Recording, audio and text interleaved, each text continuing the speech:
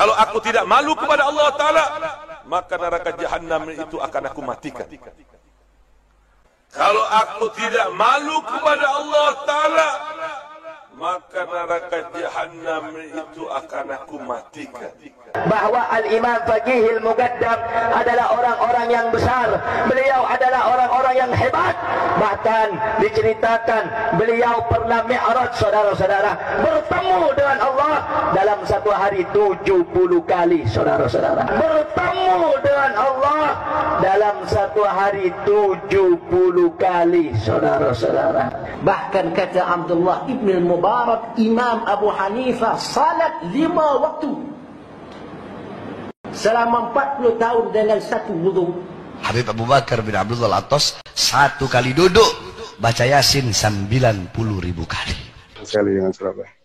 Bahkan Habib Abu Bakar bin Muhammad As-Sigaf kan mengatakan Surabaya malhudun min gibali Nabi Muhammad SAW.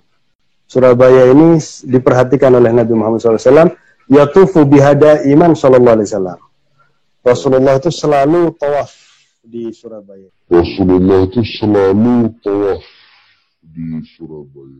Selalu saya berjumpa dengan Nabi Muhammad.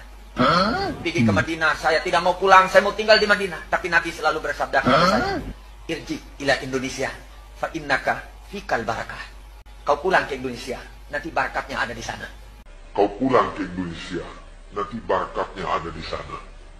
Saya pergi ke Makkah, tidak mau pulang ke Indonesia. Datang lagi Nabi, pulang ke Indonesia. Di sana ada barakatnya. Makanya bohong orang-orang yang bertemu dengan Rasul dalam keadaan jaga, apalagi pura-pura saat kajian. Ya, akhi, jangan bohongi umat, nggak boleh begitu, nggak boleh. Siapa yang mengatakan Nabi Muhammad SAW bisa ditemui dalam keadaan jaga setelah meninggalnya beliau, maka ini bertentangan dengan Al-Quran, hadis Rasul, dan ijma' para sahabat. Kalau ada yang ngaku Habib, dengarkan telinganya. Jangan berlaporan polisi, kelelawasan. Kayak apa caranya, Beb? Ya kah? Pukuli, ya kah? Tangkap, talii, buat dalam karung. Nah, timbai ke sungai. Bujur kada? Nyaringi bujur kada? Nah, kenapa, Beb? Jadi ulun babender nangka itu, orang kalau ngaku Habib, kalau ada urusan duit, nipu orang, mendustai orang, urusan bebinian. Sahib kita tamatan Hadramaut tidak punya tauliah, itu bikin maulid di apartemen, dikunci semua pintu. Di sini Habib pakai tauliah nggak, Bib? Pakai izin nggak bikin maulid, Bib? Nggak ada. Maka para habaib harus kasih contoh kepada kami rasa bersyukur itu kayak gimana ya, Bib ya? Ya, bersyukur kalau di sini negeri yang boleh kita bebas beragama, bebas bikin maulid. Oh, ini kalau di luar negeri Pak, ini bisa dibubarin nih. Udah pakai jalan separuh Pak ya? Bener, separuh jalan kita udah pakai. Tadi pejabat lewat nggak dibubarin kita. Alhamdulillah. Masih protes jadi orang Indonesia. Ente cari bumi lain ya. Cari Indonesia lain yang bisa bikin maulid seperti ini. Assalamualaikum warahmatullahi wabarakatuh.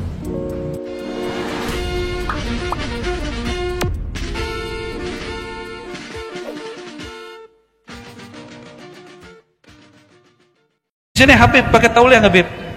Pakai izin nggak bikin maulid, Bib? Nggak ada. Maka para habaib harus kasih contoh kepada kami rasa bersyukur itu kayak gimana ya, Bib ya? Ya, bersyukur kalau di sini negeri yang boleh kita bebas beragama, bebas bikin maulid. Oh, ini kalau di luar negeri Pak, ini bisa dibubarin nih. Udah pakai jalan ini. Bisa nggak buat maulid di Saudi, Habib? Bisa nggak ngerok kayak gitu? Hah? Kayak ente barusan? Nggak bisa. Bisa nggak nyindir-nyindir pemerintah di Saudi? Ya bisa. Hanya Indonesia negeri kritik, negeri paling pedes kalau ngomong ya. Cuma Indo bersyukur nggak tuh? Coba kalau di Saudi ente kumpul aja 10 orang baca ya Nabi salam alaika, askar datang dibubarin. Majelis maulid ini dirusak oleh kisah-kisah palsu. Maka guru kami dulu berpesan, kalau ente bikin maulid, iyyaka wal qassas. Hati-hati, jangan dekatin, jangan hadirkan orang yang suka berkisah-kisah palsu, kisah dongeng. Gak usah bikin maulid. pulang kolbunya kotor semua itu. Karena sibabul muslim fusuq. Hadis sahih Bukhari. Mencaci sesama muslim, mau dia habib tidak habib, mau dia pemimpin tidak pemimpin, mau ulama semazhab tidak semazhab, semanhaj tidak semanhaj, mencaci mereka fasik. Dan fasik itu nama lain dari munafik. Apa kata dia? Kan juga ada zuriat Nabi di Indonesia, jalur Syarif Hidatullah, betul nggak? Itu ada seorang habib di salah satu wilayah di Jawa Barat. Kata teman kita yang habib ini, apa kata dia? Wah, itu dajjal itu. Masa dia ngaku habib? Setahu saya dia nggak ngaku habib, dia cuma bilang saya Sayyid Syarif. Saya bukan habib, tapi dituduh dia seorang habib. Didajjal-dajalin. Jadi ternyata perang-perang nasab ini sudah lama juga ya. Gelar habib itu sebenarnya yang zati gelar beliau. Sedangkan Habib Zuriat itu gelar berkah. Untung temannya habaib. Alhamdulillah. Semoga beliau berteman ke habaib bukan modus ya. Bukti nggak modus bagi-bagi hadiah umroh. Ya, semoga ada yang dapat. Nggak mesti dapat dari beliau. Ya, siapa tahu dapat hadiah dari langit. Amin ya Rabbal. Sampai di mana tadi? Ya. Untung mereka nggak tahu. Kalau tahu motong orang lagi baca hadis nggak boleh. Ya, motong orang lagi baca kisah Nabi yang sahih tidak boleh. Tapi karena beliau-beliau di belakang nggak denger ya, apa boleh buat. Sayyidina Abdullah bin Umar tidak nyapa anaknya karena motong kalam ayahandanya tentang hadis Nabi sallallahu alaihi wasallam. Ya. Ini hati-hati ya. Kecuali hadis palsu boleh kita potong. Lalu Nabi ditanya, wahai Rasulullah, bagaimana cara mengucapkan salam kepada engkau? Lalu Sayyidina Muhammad sallallahu alaihi wasallam menjawab, qulu, bacalah Allahumma salli ala Muhammad wa ala ali Muhammad. Itu satu riwayat. Riwayat kedua, Allahumma salli ala Muhammad wa ala alihi wa azwajihi wa zurriyatihi. Ada tambahan di riwayat yang lain, wa azwajihi ummahatil mu'minin wa zurriyatihi. Sampaikan salawat dan salam kepada sang Nabi Muhammad, keluarganya, istri-istrinya dan zurriyatnya. Maka baqa'u dzurriyyatil Mustafa sallallahu alaihi wasallam min mu'jizatihi. Jadi adanya zuriat Nabi sallallahu alaihi wasallam itu tanda mukjizatnya bekerja. Tapi saya mau tanya nih, mohon maaf nih Habib, dulu emang udah janjian mau jadi Habib? Aneh lahir jadi Habib apa gitu? Ada nggak Habib? Nggak ada ya. Terus yang bikin Habib terlahir jadi Sayyid siapa dong? Oh, itu ada ilmunya tuh, namanya ma'rifat alam ruh. Habib juga belum tahu. Kenapa ada yang lahir jadi ulama? Kenapa ada yang jadi Pak Polisi, Pak Haji Ilmuddin ini ternyata polisi. Nyamar jadi ustadz. Atau ustadz nyamar jadi polisi, ya nggak pertanyaan sama dia ya. Itu ada sebabnya semua. Kenapa ada orang yang jadi pemimpin? Senangnya ada yang jadi pedagang, itu ada sebabnya semua. Dia alam ruh, itu ada ilmunya mahal ya. Yas'alunaka 'anir ruh qulir ruhu min amri rabbi, itu rahasia Allah tapi dibagi kepada kekasih-kekasihnya. Saya nggak bahas itu deh ya, biar penasaran ente ya.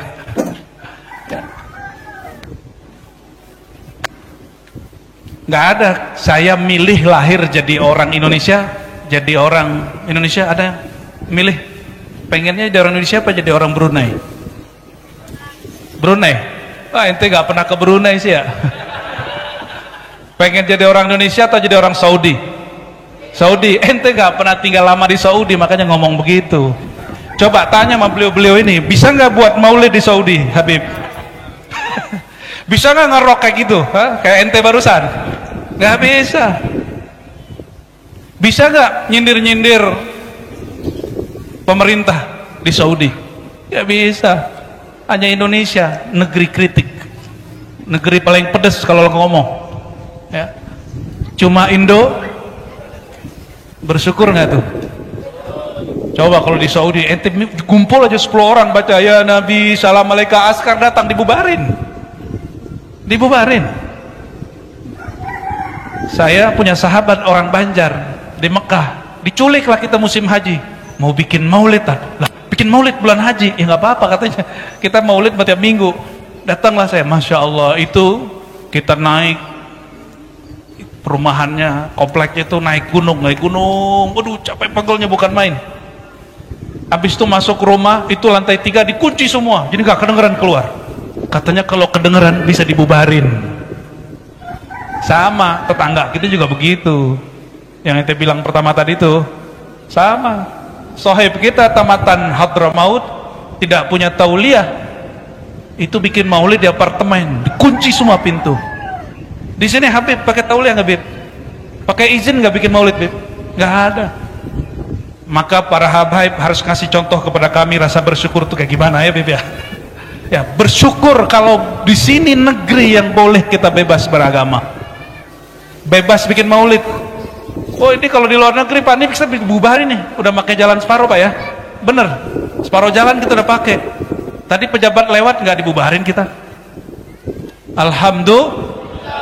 Masih protes jadi orang Indonesia. Ente cari bumi lain ya, cari Indonesia lain yang bisa bikin maulid seperti ini.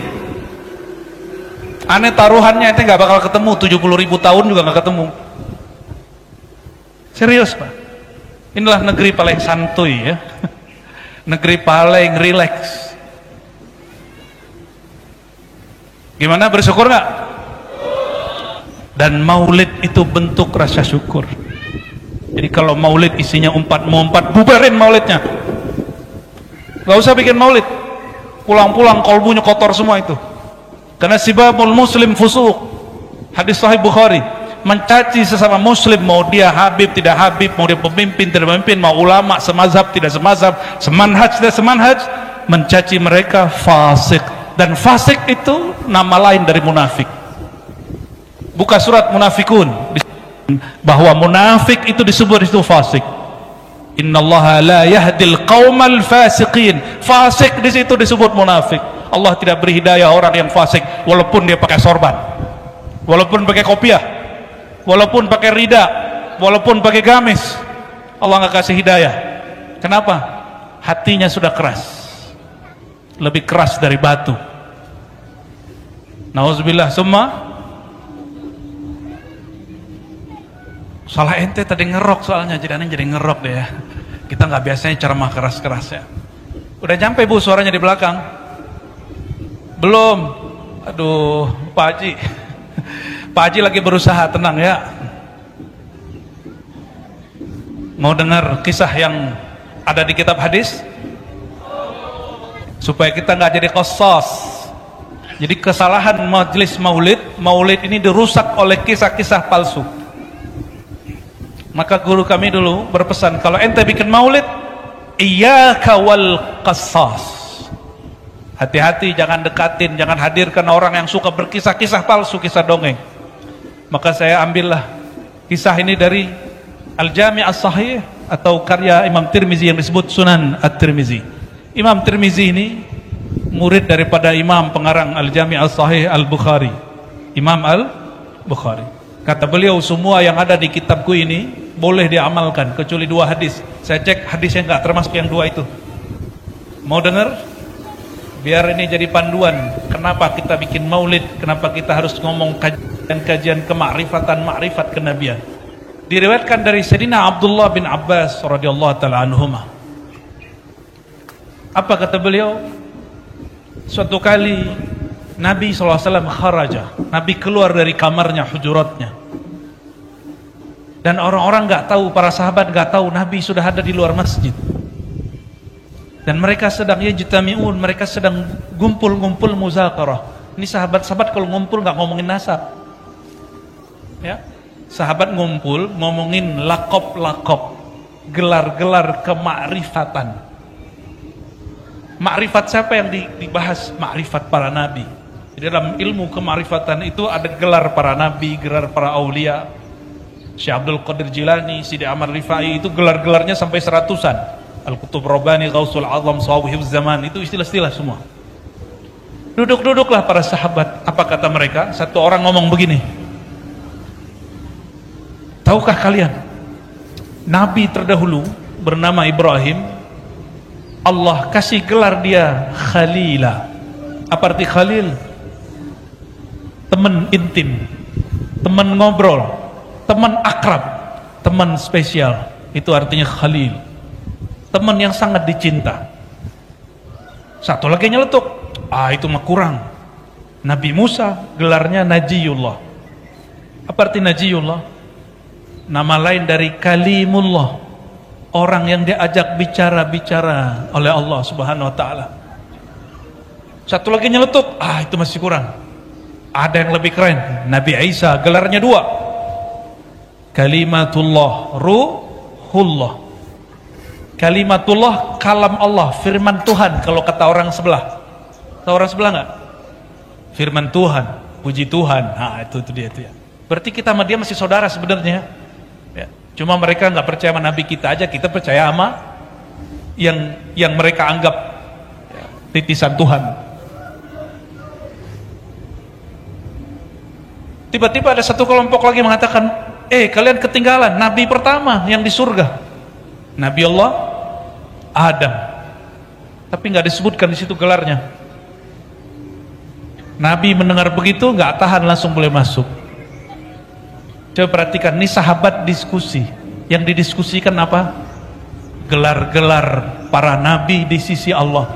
Jadi nama Nabi Musa itu di bumi. Kalau dia berkalam kepada Allah, nama yang dipakai Najiyullah, Kalimullah. Allah sapa Nabi Musa dengan namanya dan gelarnya. Coba mohon maaf, biar gampang saya kenalnya Pak Haji doang nih. Pak Haji Limudin kalau di kantor sebutannya apa? Pak Ustaz, Pak Ali, Pak Haji. Ya.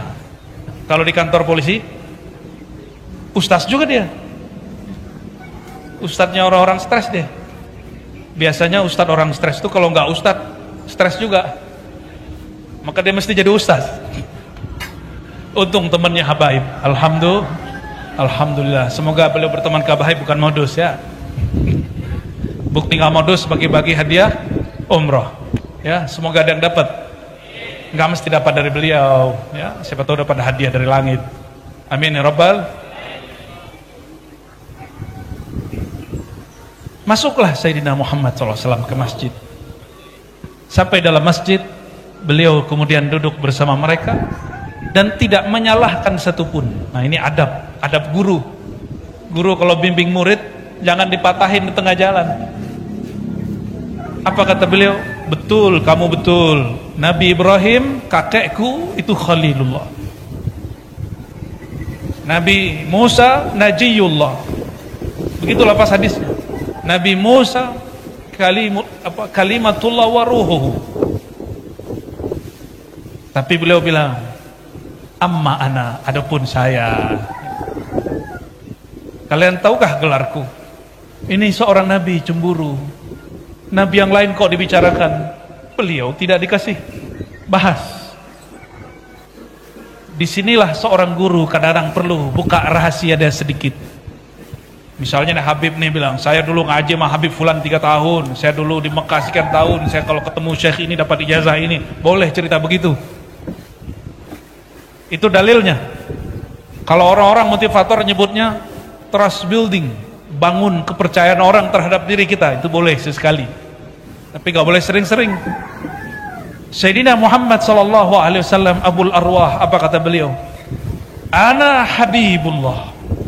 Mereka itu semua gelar-gelarnya Khalil, Kalim, Najiyullah, Kalimatullah, Ruhullah. Itu kekumpul semua dalam satu gelar. Apa gelarnya? Habibullah. Makanya antum tadi sholawat pakai gelar Habib nggak? Salat terus gimana? Ya Nabi, salam alaika ya Rasul, salam alaika ya Habib. Jadi gelar Habib itu sebenarnya yang zati gelar beliau. Sedangkan Habib Zuriat itu gelar berkah karena bernasab kepada yang zatnya Habib Sayyidina Muhammad SAW. Maka Allah mulai bab wusul orang yang sampai kepada kedekatan kepadanya dengan bab cinta. Qul in kuntum tuhibbunallah fattabi'uni. Jika kamu klaim kelompokmu, aliranmu, majelismu cinta kepada Allah, fattabi'uni, maka ikuti aku. Maksudnya ikuti caraku mencintai Allah dan ikuti aku dengan cara cinta kepadaku. Itu maknanya. Maka beliau bernama Al-Habib. Jadi Al-Habib pertama di alam semesta siapa? Siapa? Sayyidina Muhammad. Beliau, bukan nabi-nabi yang lain. Kalau di luar negeri, di jiran, para Habib itu kalau lahir belum dapat gelar Habib, biasanya ditulis namanya Sayyid, benar Bib. Ya, saya punya guru di Brunei, Sayyid Muhsin bin Ahmad bin Abdurrahman Al-Kaf. Itu yang nyusun Rotib Al-Kaf, ayahandanya. Orang Singapura yang hijrah ke Brunei. Nggak tahu asbab apa, mungkin ada isyarat apa beliau hijrah ke Brunei. Saya minta ijazah beliau, minta sanad beliau, dan orangnya sangat tawadu sekali. Ya, beliau namanya hanya ditulis Sayyid, Sayyid Muhsin. Tapi kalau kami jumpa kami panggil Habibana. Tapi ini Habib bukan Habib Hadrami, Habib Azhari. Habibnya ngajinya di Al-Azhar, tapi lama di Jeddah kepada Al-Habib Abdul Qadir Segaf, lama di situ. Jumpa dengan Syekh Yasin, jumpa dengan Abuya Said Muhammad Alawi Al-Maliki, jumpa dengan, kalau di Mesir itu ada mursyid kabir namanya Saleh Al-Ja'fari, ya, mursyid Tariqah Idrisiyah Ahmadiyah, dan banyak masyayikh. Gelar nama depannya As-Sayyid. Dan seingat saya tahun 2005-2006, kawan saya dulu orang Betawi, seorang Habib.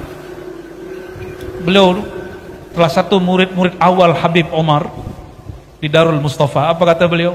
Kami kalau di Yaman yang digelari Habib itu cuma ulama. Baru lahir belum dapat gelar Habib. Tapi asbab kalian ya orang Indonesia, orang Hadramaut kalah katanya. Maksudnya apa? Di sono mancung dikit pakai serban dikit panggil Habib. Itu asbab santri Indonesia. Jadi ternyata orang Indonesia ini berpengaruh juga di Hadramaut. Akhirnya sekarang gelar Habib itu agak turun dikit gelarnya. Tadinya cuma untuk ulama wali Allah, sekarang baru lahir dapat marga dikit panggil, ya nggak apa-apa. Kalau bagi saya itu kemajuan. Berarti orang Indonesia kenal zuriat Nabi Muhammad. Tapi bagi habaib itu ujian. Ya, ujian. Ya, beliau-beliau lebih paham lah daripada kami.